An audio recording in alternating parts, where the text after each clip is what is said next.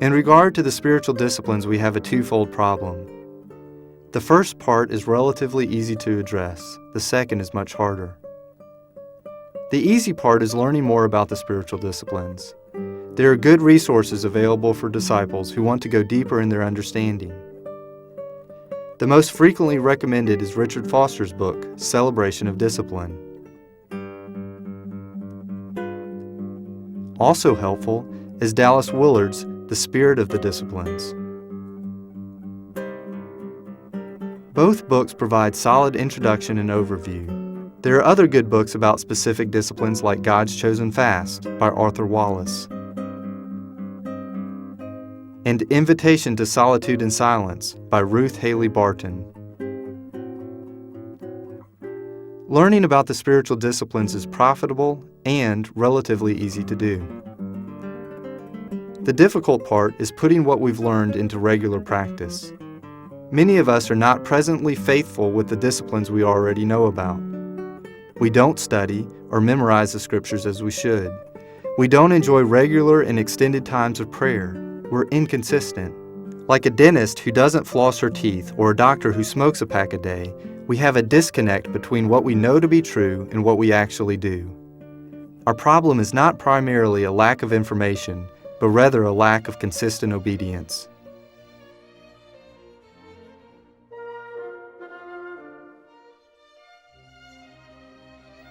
Medical and dental students are serious about studying. They have to be.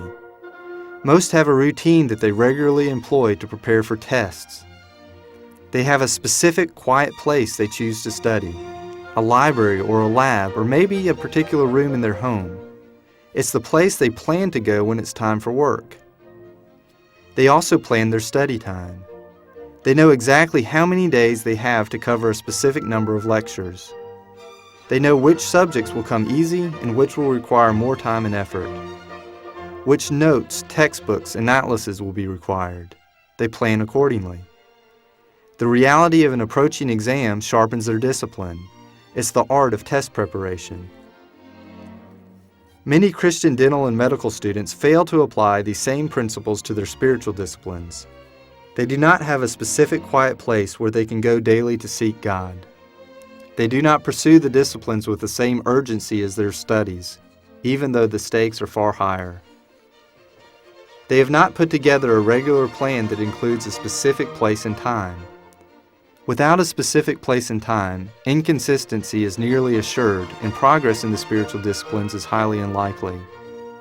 Without a specific place and time, our spiritual enemies, inside and out, will continue to bully and defeat us.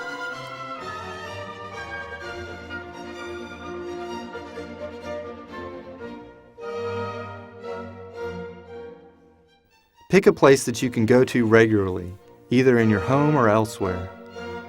Few of us would choose to prepare for an important test by haphazardly studying in a loud and distracting place. Choose a place where you can be alone to read and pray, a place where you won't be observed or disturbed. Nothing consistent will follow until you pick the place. Secondly, schedule the time for spiritual disciplines, just as regularly and ruthlessly as you do your study time. Put it in your planner or Palm Pilot like you would a meeting with a department chairman or a dean. Then keep your appointments. Very few of us will make it 100% of the days, but that should be our goal.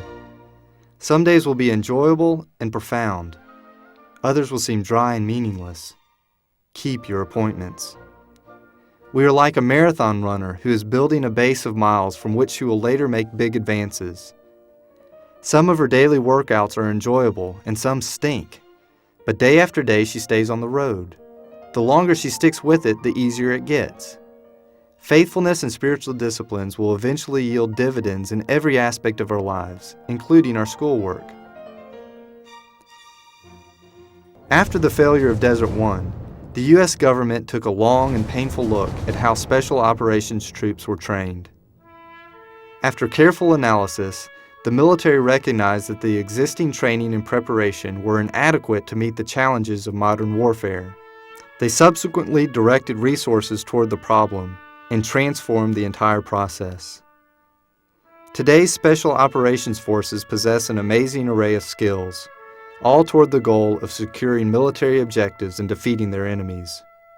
Our spiritual enemies, both without and within, are fiercer than any army or terrorist organization. They seek to dishonor God and destroy our very souls. If we aim to delight in God and use our lives to advance His fame and glory, those enemies will consistently and viciously attack us. Effectively facing them down in the power of God requires sustained discipline and preparation. Expecting to succeed without a real commitment to the spiritual disciplines is like expecting to run a 2-hour marathon without training. It won't happen. Thorough spiritual preparation begins with you choosing a place and a time.